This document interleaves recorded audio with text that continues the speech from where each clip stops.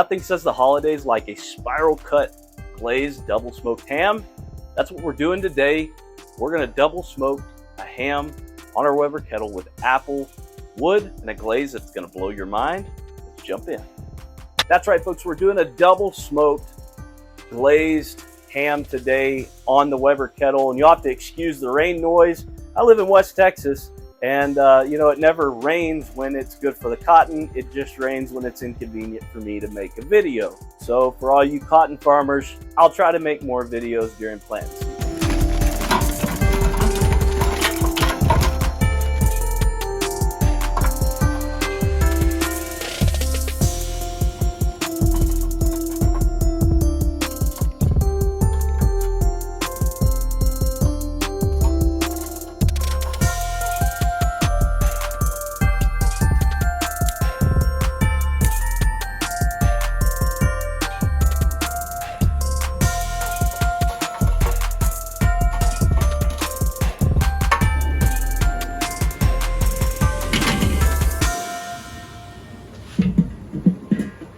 We've got a spiral cut ham from the store. This one weighs approximately 10.2 pounds. It does come with a glaze packet. We're going to hold on to that, and I'll show you how to mix up an amazing glaze with this and some extra things for an extra pop.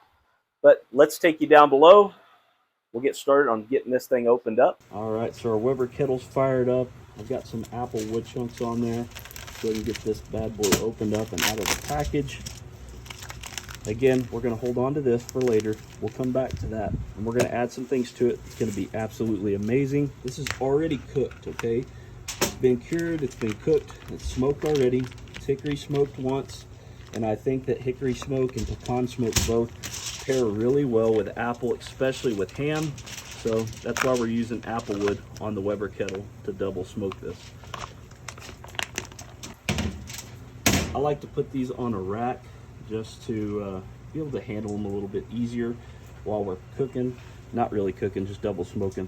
And believe it or not, before we throw it into the cooker, this is all we're doing. I'm not adding any more flavor to it at this time. It's very salty because of the cure, so we're not going to be throwing any more rub on it. I know that some people like to do that, and you certainly could if you wanted to add some barbecue flavor to it.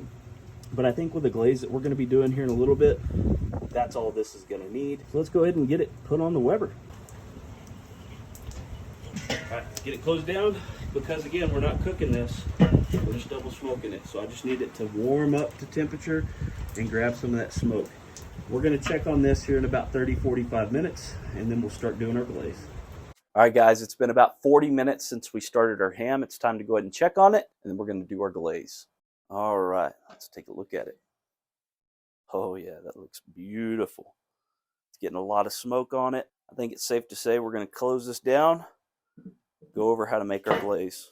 Every glaze is different that comes with hams, but generally they're pretty similar. You just mix something together or warm up something that's already mixed together in the packet. Ours, for instance, you just add 2 tablespoons of water into a saucepan along with the ingredients of your packet. Warm it up slowly until it comes to a boil. As soon as it starts to boil, you remove it. Now what we're doing is we're going to be adding 1/4 cup of Big Wick's seasonal glaze. It's got cranberry and prickly pear juice mixed into it, so you've got that same amazing smoked jalapeno flavor. We're going to mix these together because that flavor together with that brown sugar glaze and the Big Wick seasonal glaze together 1-to-1, awesome. You don't need any extra seasonings on this thing, folks.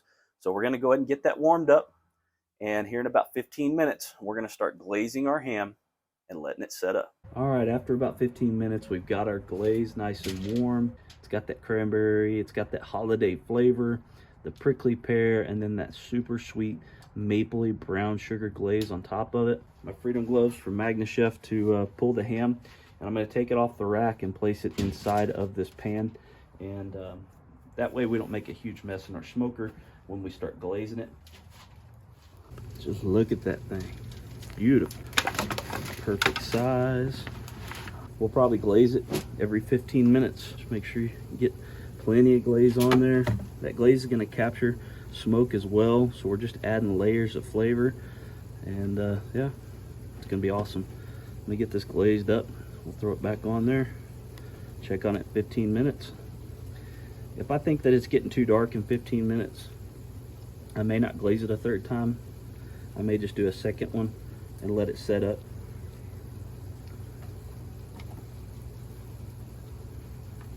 And that looks good.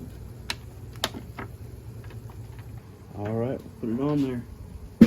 Whew. Gotta get it closed down quick.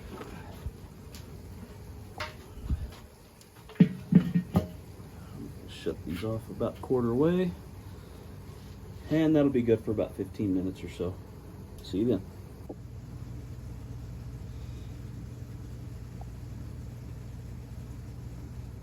After our first glaze, I waited about 10-15 minutes and decided that I was just going to do a second one.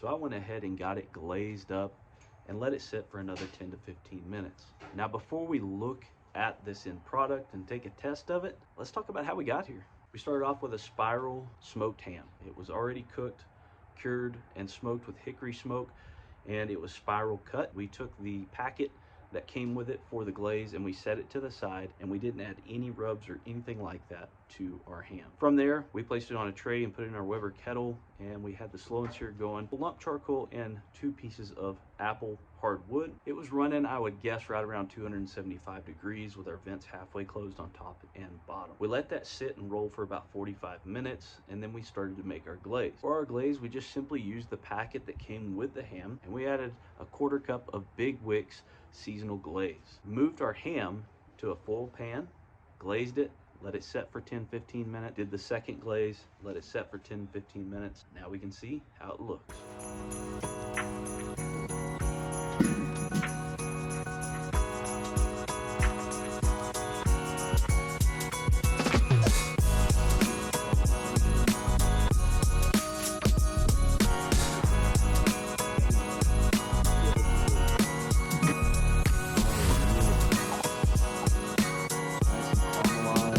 Now we get to test it, and I can't wait.